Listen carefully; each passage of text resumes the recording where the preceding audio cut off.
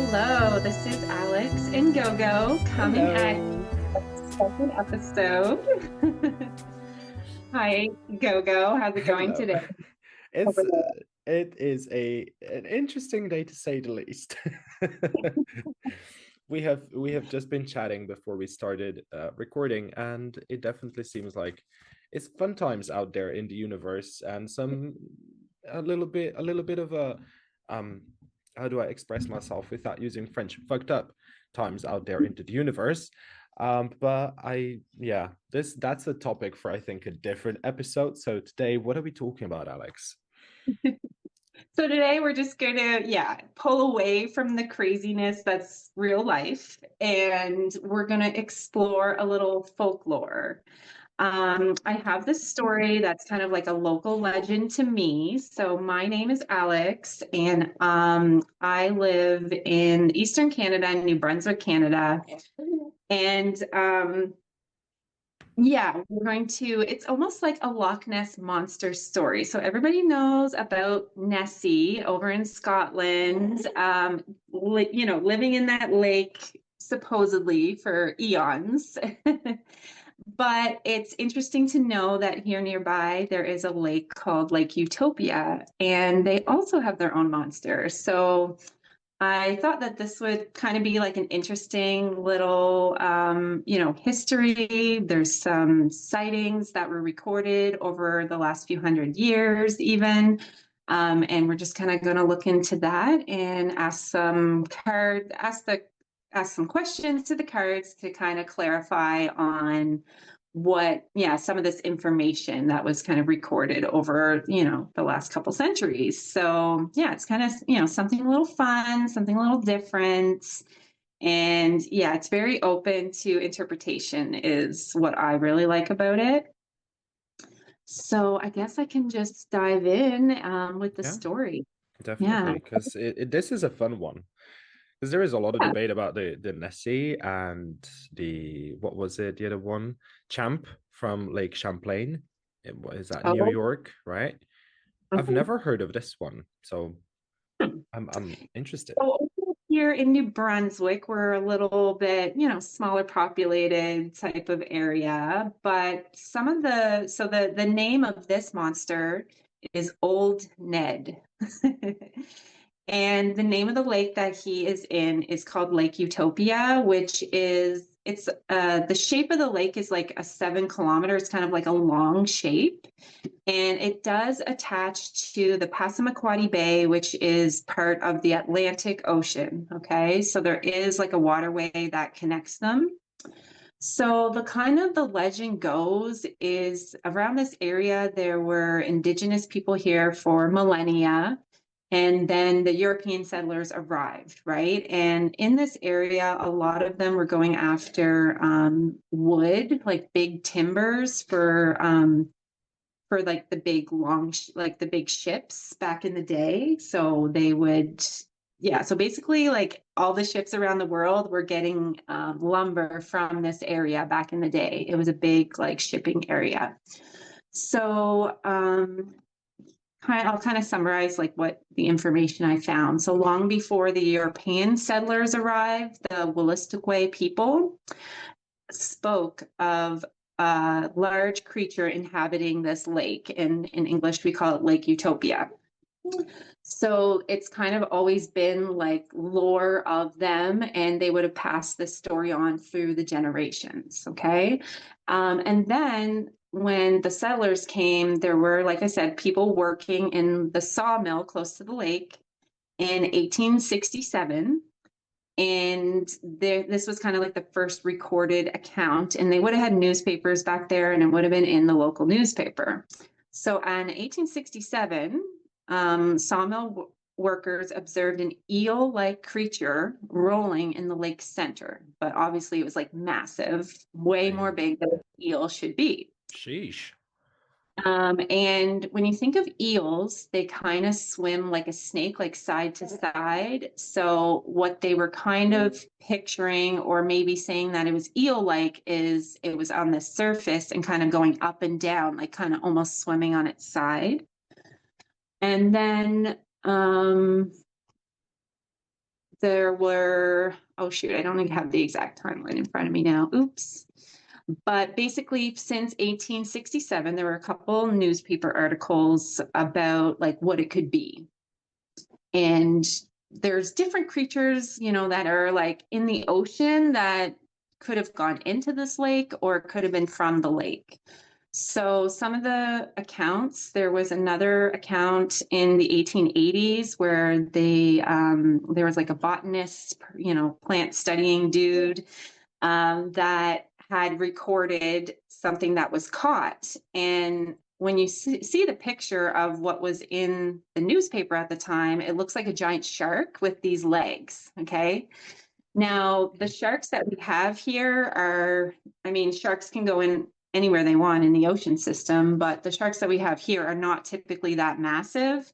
And the only thing that they could think of, maybe it could have been a basking shark, but it doesn't explain the activity in the water of what they were reporting. Like the one of the witnesses, like from the 1800s, said it was a bulky reddish brown or dark red creature over 20 feet long with a large head.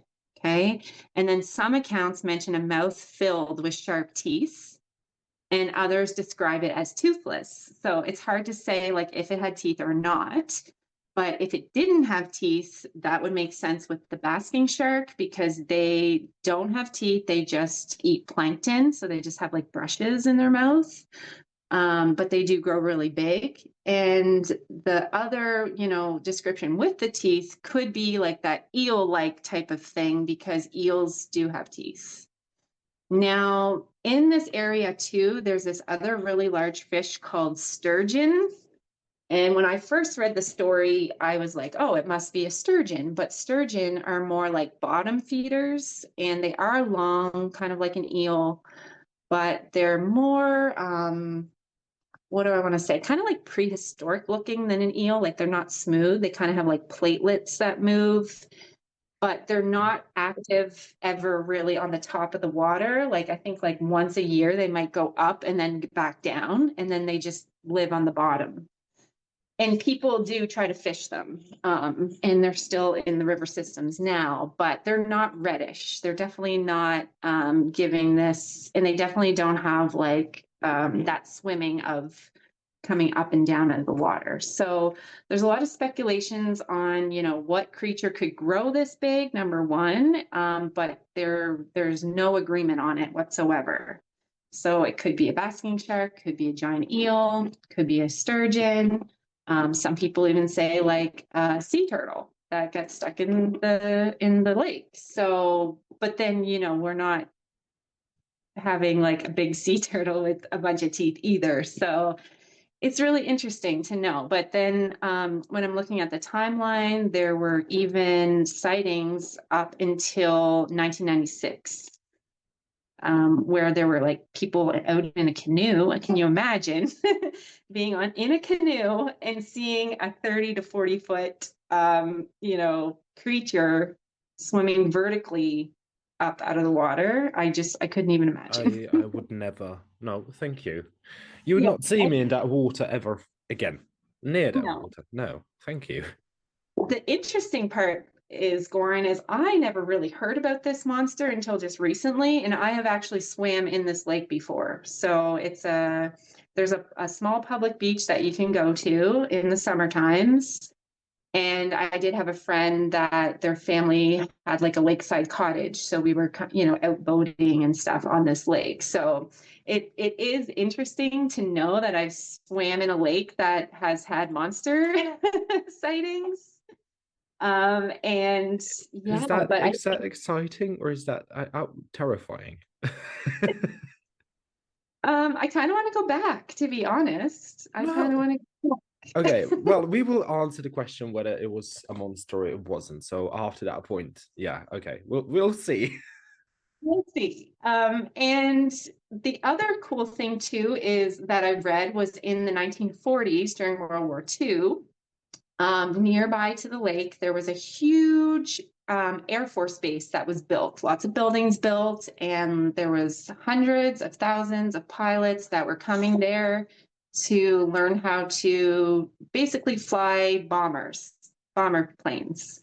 And what they did was they would practice out on the lake. And there's this one island that's in the lake. There's, I think, 7 islands, they said, but there's this one where the monster was always seen around. And that just apparently happens to be the island that they called Cannonball Island. And all the bombers in the 40s would just fly out there and drop bombs all over the lake. So if he did survive, bombardments from the whole Commonwealth army, then, he could still be there hiding or something, or somehow magically survive. But it kind of seemed like the monster sightings died down after the war. But then again, like I said, there was one in the 80s and another one sighting in 1996. So I know with Loch Ness Monster, Nessie, I always pictured him to kind of be like a dinosaur that perhaps maybe like comes in and out of dimensions, or there could be Mhm. now underwater that they hide to, or like go underground somewhere and pop back up. So I'm interested to look into that part to see if like, hey, he did hide or go somewhere when the lake was being bombarded in the 40s and then came back, or if that kind of really put the end to him there. That would be interesting to know. Yeah. I guess there is a lot to unpack with that one, especially considering the fact like if there is a similar possibility of the lake having a similar composition. I'm just trying to look up. I should have done that previously, but I forgot. Because with both lake, the lake that's associated with Loch Ness and the Lake Champlain with the Champ, right? Upstate New York, if I'm not mistaken, is it? Um, both of those lakes have a very narrow and deep pathway that is apparently filled with quartz. So it's basically like a triangle, upside down type shape. And that is assumed to be kind of a potentially the source of, energetic and magnetic poles that could open a rift in time and space, or just time. So I did in reading, I did come across that the lake is like second deepest, or like the This longest canal. Yes, it has a very deep, like the second longest canal, I think it said in the world, didn't it? I think so, And yeah, in the world. a lot of limestone. So Yes. limestone is basically like fossilized coral, and it's soft. So yeah, you could technically like dig tunnels out of limestone. So there could be a lot of things hiding down there. Yes. So Okay. where I feel like he could hide. I feel like maybe he has like a route that he maybe isn't always in the lake. Maybe he just visits the lake at certain times of year to eat or whatever, or to scare people on canoes. I don't know. That would make a lot of sense. Hmm. Lake Utopia. Lake in Canada. Okay. It looks lovely. It's a beautiful place. Like I said, I had a friend that had like a cottage there. So a lot of people go there as like their weekend cottage to go boating, canoeing. Hmm. It does still have the sawmill down there. I think it's a lot smaller operation than it used to be back in the day. Or I guess it's a paper mill now. I think they make cardboard paper there. Oh, My brother worked down there a few times, but yeah, so it's still active, like with, people working, people, yeah, using the lake. But like I said, I don't think there's been a sighting since the 1996 sighting. hmm. So it says in regards to the depth, I found it. So it says Lake Utopia is approximately 7 kilometers long and between zero point 0.8 and 2.8 kilometers in width. So depending on where you are on the lake, and the river which I am going to butcher trying to pronounce, is the one that's pouring into the lake, and it creates the second deepest natural canal in the world. Okay. And is it called the Macadavid? Yes. How do you Macadavy? Macadavy? That's what we call it, but it's probably an indigenous word. So it's Magauadavic.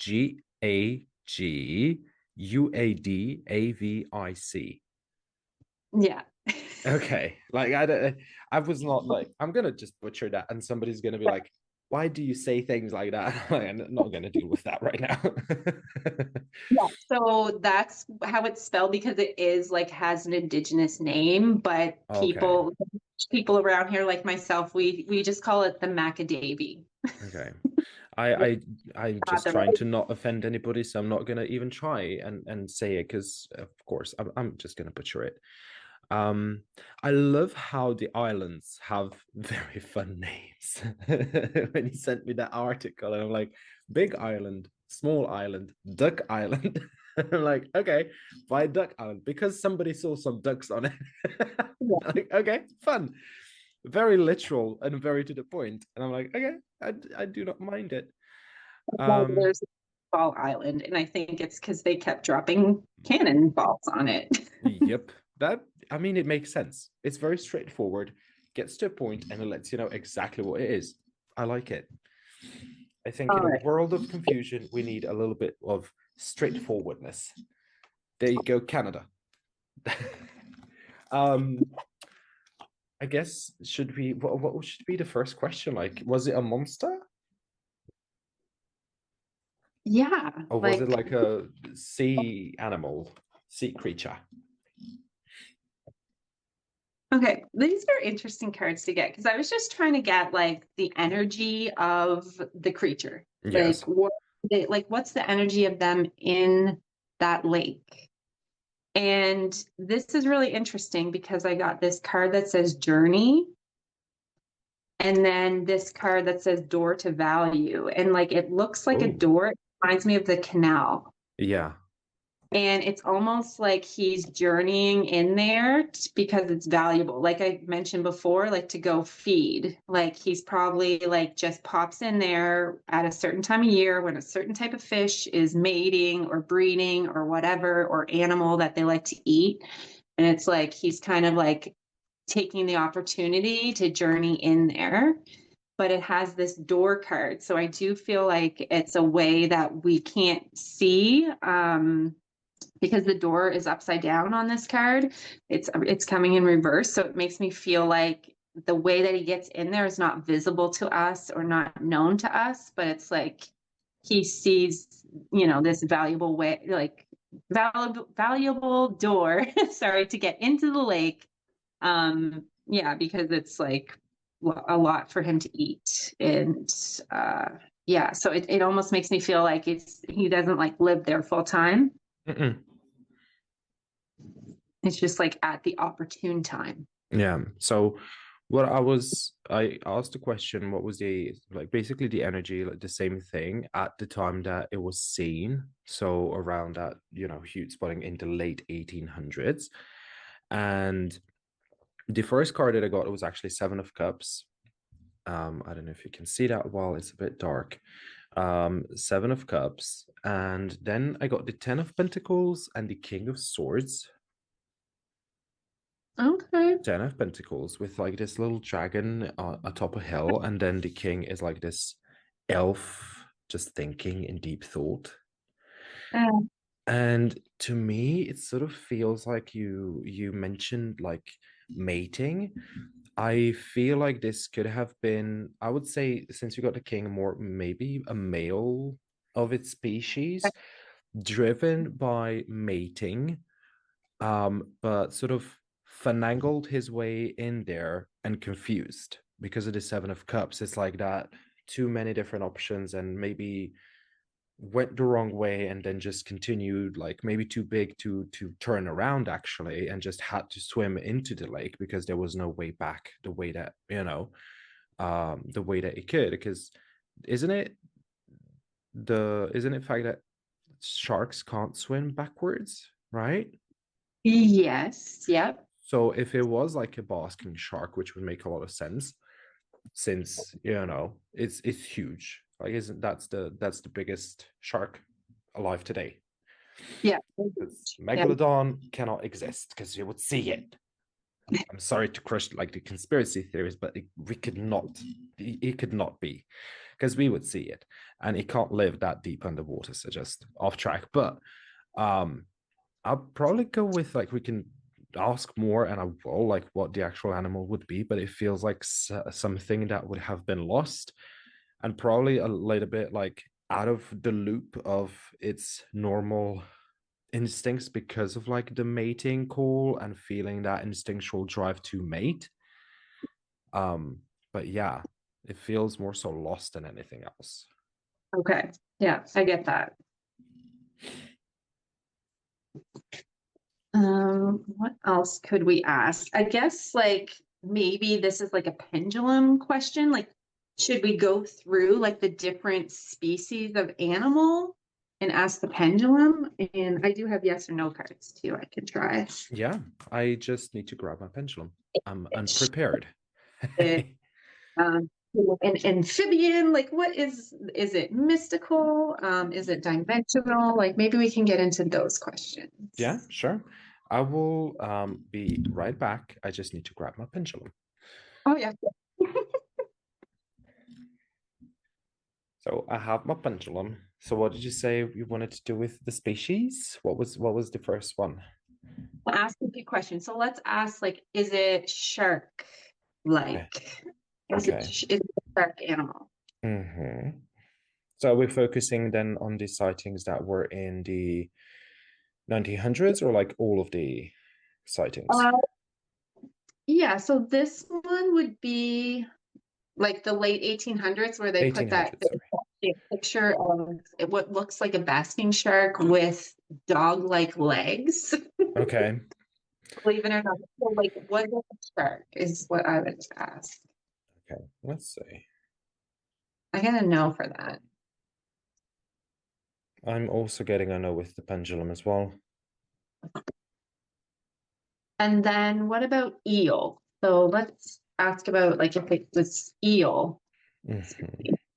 There was something of a mentioned in the article in regards to like a giant eel that Hmm. grows up super big, right? Yeah. Which I did not know existed up until today. So now I'm even more terrified of water. Thank you for that, internet. I got this card that says unlikely. Unlikely an eel. Okay. What do you got? I'm getting like a maybe. I would Maybe. say there was definitely an eel in there at some point, Okay. but doesn't really seem to be. No, doesn't really seem to be an eel. Like literally, it's just going stronger and stronger. Like maybe. Mm, what was the other fish that you said that was in there that can grow like super big? Oh, a sturgeon. Okay. Should we check for that? Yeah, for sure. Yeah, just the thing about sturgeon is they just wouldn't be as aggressive as what these accounts are. Like, but what do you get for that? Sturgeon is actually a yes. Okay. I feel like with that one, it could be like some of the sightings were a sturgeon. Okay. So if it was maybe in some sort of way stirred up in its natural habitat, it could present some aggressive behavior, right? Um, I believe so. Let me see here. And then what is I guess the last option was like, is it like mythical slash like dimensional creature? Dude, pendulum just started spinning in circles. This is not a no, this is not a yes. This is just there was something in that water as well that was, I guess, otherworldly too. Okay. Because if you think about the timeline, like it's saying like before 1867, like the Wolastoqey people always said that there was a sea monster, right? So this could be like maybe originally back then, like dealing with the original monster, but then maybe the newer could have been sturgeon. Mm-hmm. Um,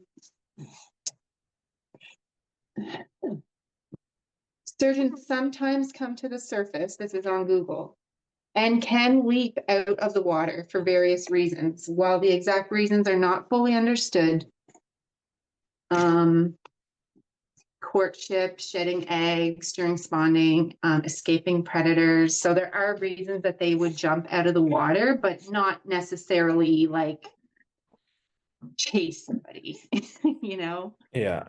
So we also Uh, did have like something being lost, right? And that's what we got a yes on before. Like something getting lost in a canal and like swimming to the actual lake and being seen. That's what I got with the cards before. So I just checked like if whatever this creature was did like disrupt like the natural way fish and water critters find their way around to the places they need to be, like mating grounds and stuff like that. Like if it sent some sort of signal, maybe, or something that would attract like fish, or like maybe a shark would be able to recognize it, or a whale or whatever. Well, a whale would be a bit difficult, most likely, but like a shark. And that was actually a yes. Interesting. Okay. The other thing is weird because I mean, it makes sense that you're getting like that lost thing because we're talking about ocean creatures right now, right? So it's like Yes. if an ocean creature got trapped in the lake, yeah, while it was trying to look for mates or whatever, like or for whatever reason, it would have that like, yeah, and it could be like thrashing around and acting unnormal because it's stuck in the in the fresh water and can't really like breathe. And So literally dying. Yeah. yeah, and it could have started out, started like popping out of the water, Mhm. scaring the life out of people. That part makes sense to me if it was something from the ocean. Yeah. And we're also talking about something that is used to a large space and then being trapped in this thing that it can't necessarily get out of that easily, or it can't find its way back, and just trying to maybe even escape as it's dying. I think it could account for the unnatural behavior of a species. And like any well, the accounts of legs is a bit weird. Though I think it did mention it in the video. We did get a male. I did at least kind of get a sense that it would be a male. Um, in the article that you sent, it did say that basking sharks have their, I guess, sexual appendages below their body, and it's basically Mhm. like two different things that could be on first glance like looking as like legs if you Right. were uninformed. So that's also a possibility. Yeah. Or Yeah. just And that, weird deformations, right? yeah. Yeah. So yeah, I almost feel like there's been several different species, Mm, obviously larger than normal, but I do feel like there's been over the years different species being sighted. Um, but I wonder, like with the indigenous people's stories, like if that was the same thing, like if it was just other really big versions of these species, or if it was a mystical creature originally. okay, let's see. Let's try and see what it says for that. It says a yes for that one. For that, okay. That it would be something that's most likely not out of this dimension. Okay. So interesting. And I think for a lot of indigenous tribes, the truth is also that there is a larger intent and connection with like spiritual matters and connection to the spirit. So for them, it might be actually be easier to see or recognize something that is there lurking, whether it's seen or unseen, than it is to, somebody who's like, okay, I'm just into 3D and not that in touch, not that in touch with the spiritual side of things. Right. Okay. I see what you mean. So it's like not everyone would see it almost. Kind of seems Or like, yeah. I wouldn't really say a ghost, but like maybe somebody is more in tune naturally to the frequency of it and has an easier time seeing it almost. okay. I get that. Yeah, I could see that. So it seems like it would be a couple of different things, as you said. Yeah, like I Wow. really feel like this picture that was in the 1800s with was a basking shark. Because I've Yes. actually seen like a beached basking shark before. Their gills are really huge on the sides. And I can imagine like back in the day, like before, the world was overfished and whatever, like basking sharks probably did grow a lot bigger than Oh they yeah. do now Oh because yeah. they just be older than like, getting smoked with boats and dying all the time. Because even now, like the megalodon evidence videos of like a megalodon's real, here's footage of it, is literally just basking sharks. Yes, that's right. Yeah. So it could They're very getting well be. rare too themselves. The Yes. basking sharks, they're getting more rare. Okay, so I'm just gonna ask, just to kind of finish things up, I'm just gonna ask about like the indigenous story, like, Hmm. and that's another thing too. It's like if you are hearing stories like from the original peoples, and then it's like when you do see something of a different species, like they could still be subconsciously like putting those stories, together with what they're seeing. Yeah. I mean, especially, but if you see something like even an eel, like 30 to 40 feet long, like that would be insanely terrifying. Like even just if it was just an eel. True.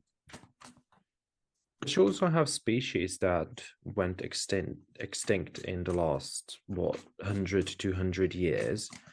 And you could just be getting an odd case of them um, ending up on like a completely different end of the world going through water. What was like the something similar to a manatee that went extinct in the last, I forget the name, but like went extinct in the last 100 years, and it looks like a water human, just bigger and bulkier and a little bit more bulbous. But you could be seeing stuff like that as well. So this is kind of cool. So I was asking kind of like around what's the energy surrounding the stories from the indigenous original people. Mhm. Is in the background here, adding to it. But I got this tower card with look at this, the jellyfish. And it's Okay. just talking about authority. So I feel like the indigenous people, and I mean, you see this in all of their ways that they live, but they have great respect Mm-hmm. for the body of water itself, and for this monster of, whatever it was at the time.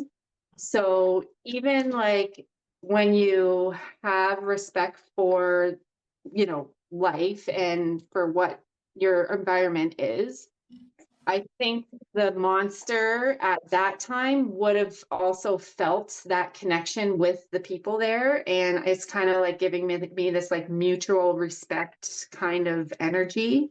Mm-hmm. And it just kind of solidifies with this tower card and this like jellyfish, which is like probably the only card in this whole entire deck that would be shown underwater, which is kind of like freaking me out right now. But anyway, it just kind of gives me like they knew like who owned the water. They knew that, we're not going to overfish because we're not going to take all this monster's food. And it's kind of a way, especially like with their stories that they pass down, is for teaching the next generations, right? So Yeah. I believe that at one point there could have been, like you said, like an extinct species of something Yes. that was hanging around there or visiting there, and they knew about it and they respected it for what it was and made sure that they shared those stories with the settlers to make sure that they didn't mess shit up. Yes.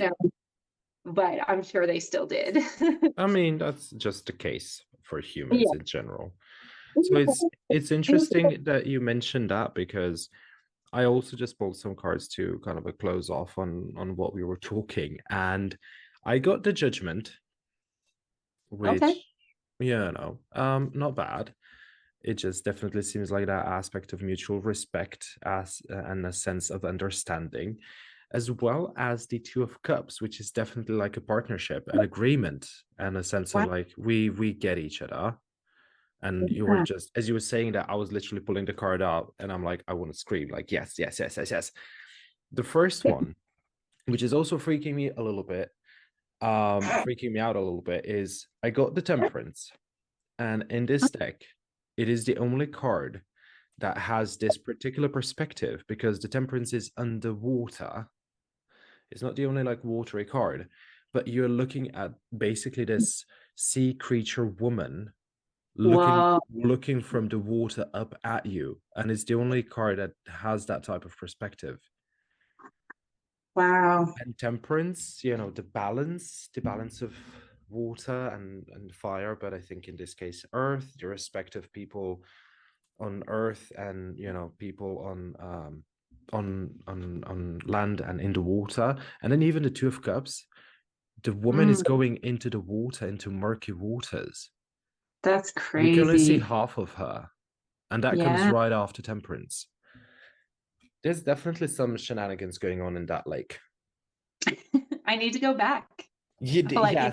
Yes, I would take a camera, record, please. Let's do a vlog.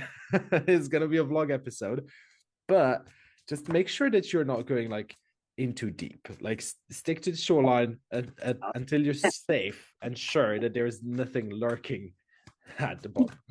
Just be like, hey, I'm a snatch Alex. But it's kind of interesting that we're getting this message of the mutual respect, which I just think is really fitting, especially where I was telling you that story. We're just bombing the shit out of this lake as Mhm, practice, because they would have disturbed not just the monster or whatever, but all of the whole ecosystem. mhm, Um, so it would make sense to me that it would have left by then, and maybe these future sightings that they see could have been a large eel, could have been a sturgeon acting weird. Um, it does give me like almost like a separate, like separating the energies with mhm. the after hearing about this respect that this creature would have had for so many generations of people, and then all of a sudden it's just gone.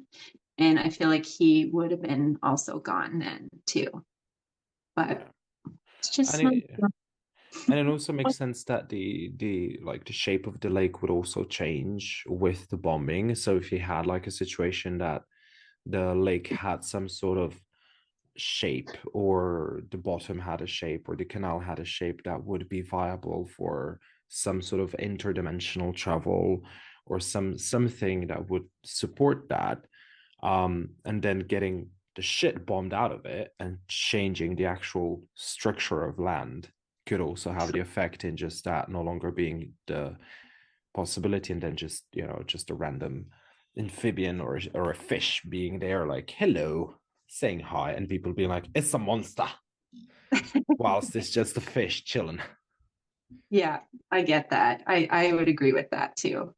Yeah, based on the facts, you want to call them, the sightings, the information that has been recorded, and based on our cards, like that's kind of how I feel about it too. Yes. Yeah. Yeah. Allegedly. We'll see. Allegedly. Everything that we said, allegedly. But that's the disclaimer at the end of the episode. It's a legend. Everything's a legend. But we know our shit. But I will definitely, I'm gonna make it a point to go there this summer, because I have not been there probably since high school, like, to be honest, or just after. It's been a while. I'm not gonna tell you how long ago that was, but it was a while. It's been a couple of summers, not too many. Able to go back with this fresh perspective and maybe even just tap into those energies a little bit more when we go down there. There would be a lot of residual of good, bad, ugly, and I think it'd be a cool little update maybe we'll do in the summer. Yes, you should definitely take like cards with you or just try and pick up on the energy while you're there and take Mhm. photos. We want to see what it looks like real life from your perspective. Yeah, yeah, I think that would be fun. Yeah. So, oh, I think that kind of concludes our episode. And if Mhm. long, thank you for being here. And we're just, happy to do this. It's a lot of fun. And stay tuned for episode 3 coming out soon. Yeah. Till next one. Stay safe. Bye.